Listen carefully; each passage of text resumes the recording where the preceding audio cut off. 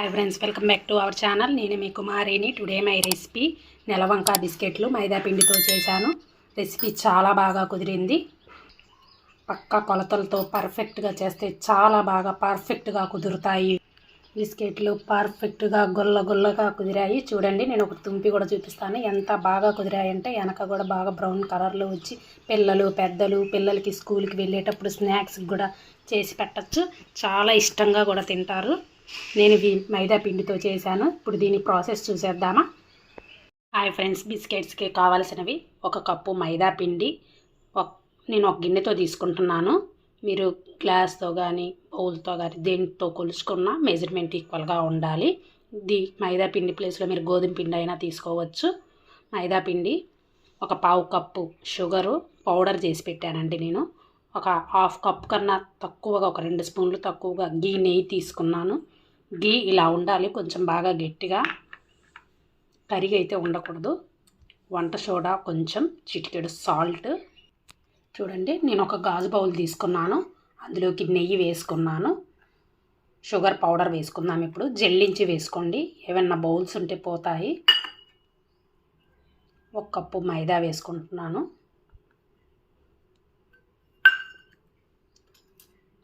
కొంచెం వంట soda, salt. మొత్తం కలుపుకుందాం మనము.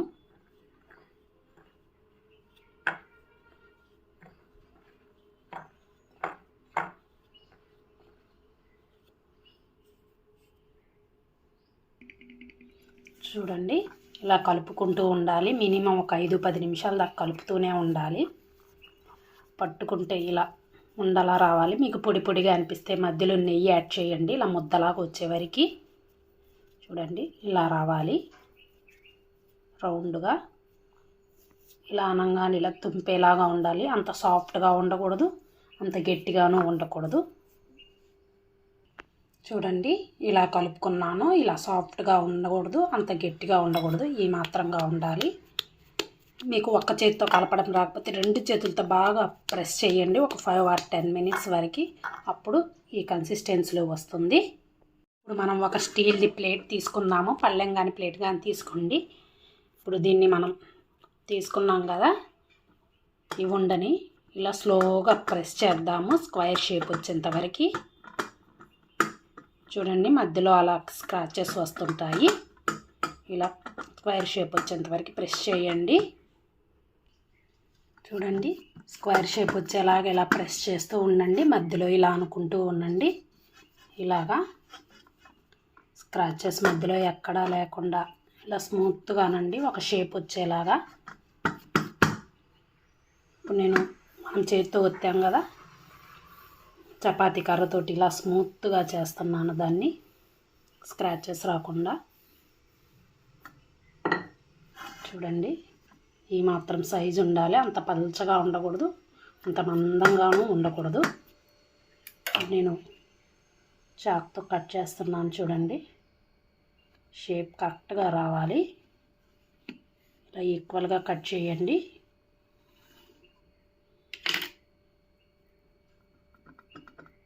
చూడండి, నేను ఒక గాజు గ్లాస్ తీసుకున్నాను. ఇది మీ దగ్గర స్టీల్ గ్లాస్ ఉంటే స్టీల్ గ్లాస్ తీసుకోండి. నెలవంక షేపు ఈక్వల్గా పెట్టి అంటున్నాను. చూడండి, ఇలా ఒత్తేద్దాము. ఇలా అనంగానే ఇలా బిస్కెట్ వచ్చేస్తుంది మనకి. చూడండి, ఈ మాత్రం ఉండాలి కన్సిస్టెన్సీ. చూడండి, ఇలా ఉండాలి. ఒక స్టీల్ ప్లేట్లో పెట్టుకుంటున్నాను. మిగతావి కూడా అలానే కట్ చేసుకుందాము.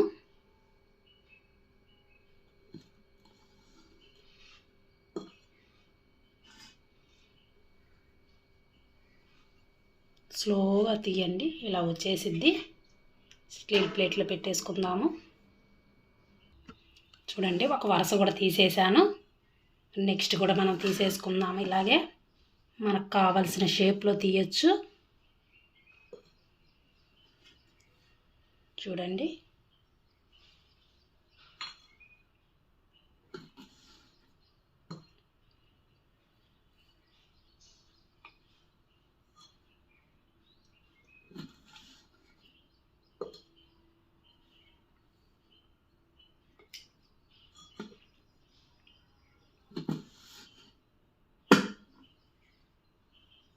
ఇలా అంటే వచ్చేస్తుంది.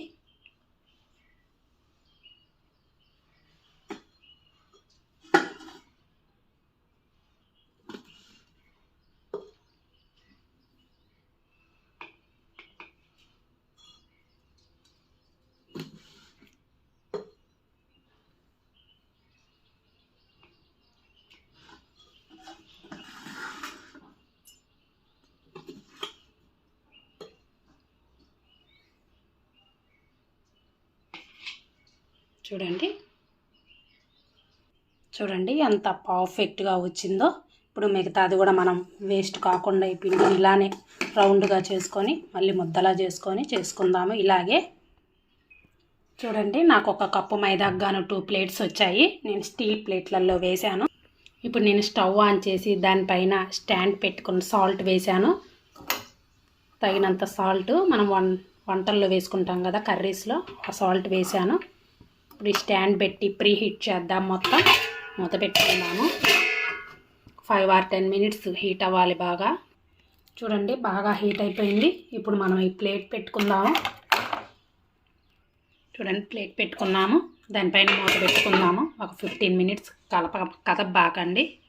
చూడండి నేను 15 minutes తర్వాత మూత తీసి చూపిస్తున్నాను. చూడండి కలర్ చేంజ్ అవుతుంది, మధ్యలో బ్రౌన్ కలర్లోకి వచ్చింది. ఒక టచ్ చేసి చూద్దాము. చూడండి కదులుతుంది, ఇంకా స్మూత్గా ఉంది. ఇంకా 5 or 10 minutes దాకా బాగా హీట్ అవ్వాలి. చూడండి బిస్కెట్ బాగా కదులుతుంది. మధ్యలో ఇలా గ్యాప్ ఉంటేనే బాగా పర్ఫెక్ట్గా వస్తాయి. ఇంకొక 5 minutes దాకా మనం అలాగే ఉంచుదాము, కదపకుండా మూత పెట్టుకుందాం. చూడండి ఇంకోసారి మూత తీసి చూద్దాము. కలర్ కూడా బాగా చేంజ్ అయినాయి. చూడండి కదుపుతుంటే బాగా వస్తున్నాయి బిస్కెట్లు. ఇలా అంటే ఇలా రావాలి. ఒకటి తీసి కూడా చూపిస్తున్నాను. చూడండి ఎంతో బాగా కుదిరాయి. ఇప్పుడు మనం స్టవ్ ఆఫ్ చేద్దాము. ప్లేట్ని తీసేసుకుందాం ఇలాగా.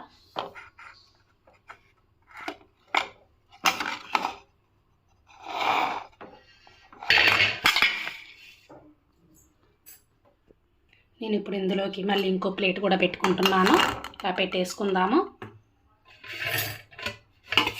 మొత్తం పెట్టేసుకుందాము. టైమింగ్ చూసుకోండి, నాకు ఓన్లీ 25 minutes పట్టింది. మధ్యలో చెక్ చేసుకుంటూ ఉండండి. ఈ బిస్కెట్స్ పూర్తిగా చల్లగా అయిపోయి గుల్లగా రావాలి, పట్టుకుంటే విరిగేలాగా ఉండాలి.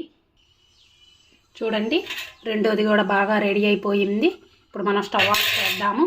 ప్లేట్ పక్కకు తీసుకుందాం. చూడండి ఎంత బాగా వచ్చాయో నెలవంక బిస్కెట్లు. మీకు ఏ షేప్లో రౌండ్గా కావాలంటే రౌండ్గా, చందమామగా కావాలనుకుంటే చందమామగా చాలా బాగా కుదిరాయి. మీకు కావలసిన షేప్లో చేసుకోవచ్చు. గుల్లగా చాలా బాగా వచ్చాయండి. నా వీడియో కానీ మీకు నచ్చినట్లయితే ప్లీజ్ లైక్ చేయండి, షేర్ చేయండి, కమెంట్ సెక్షన్లో కమెంట్ చేయండి. మరిన్ని వీడియోల కోసం మన ఛానల్ని సబ్స్క్రైబ్ చేయండి friends. Okay friends, thank you, bye bye. చూడండి ఎంత బాగా కుదిరిందో. Bye bye.